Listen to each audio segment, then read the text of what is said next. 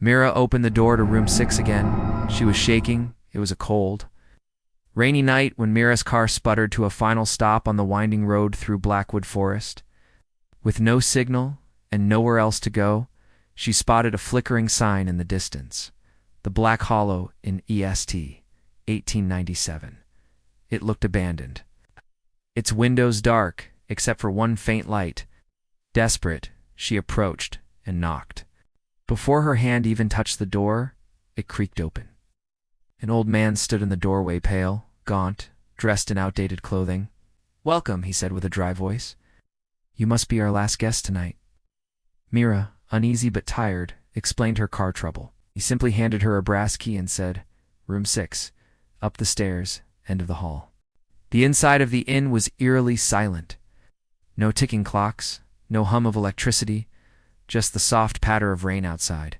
As she walked down the hall, she passed doors with names carved into them: Claire, Jason, Linda, Mark, and Oliver. Her room, curiously, was the only one labeled with a number. Inside, the room was old-fashioned but warm, lit by a single candle. She noticed the door had no lock.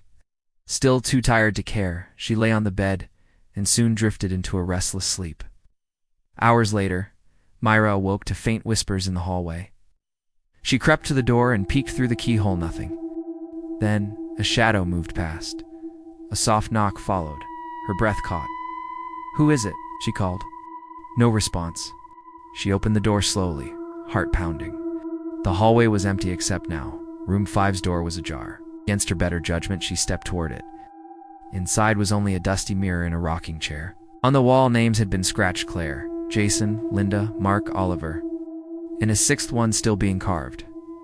Mira, she staggered back, confused and afraid. Suddenly a voice whispered behind her, "You're not supposed to see that." She turned to find the old man standing there, eyes empty. "You should be asleep." Panic surged through her and she ran down the stairs toward the exit, but when she threw the door open, she wasn't outside. She was shocked. She was back in room 6. Same candle, same bed. It was as if she'd never left. Trapped, she tried every exit, every window, screaming for help, but nothing worked. Eventually, she found a narrow stairwell to the attic. There, she discovered a dusty box filled with old photographs, guests from years past: Claire, Jason, Linda, Mark, Oliver, then one that made her blood run cold herself. The photo was faded and yellowed, dated 1925. On the back was scrawled, "Mira Ellison. Checked in 1925, never checked out."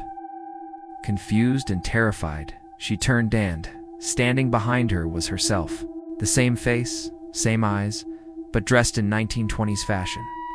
"I died here," the other Mira said calmly.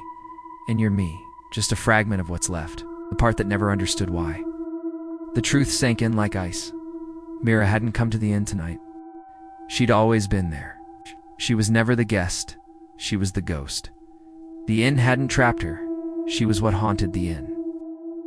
Every year, every so often, she relived the same night, the same terror, never remembering until it was too late. In some endings, she simply faded away as the candle burned out. The door creaked open again, and the cycle continued. But tonight was different. Something inside her rebelled. "No," she whispered. She grabbed the box of photos and set them on fire. As the attic filled with smoke, the air seemed to crack open. The inn groaned, as if in pain, and began to crumble. Light poured through the roof, and for the first time in a century, Mira was free. Will you check in the Black Hollow Inn? Like and subscribe to my channel.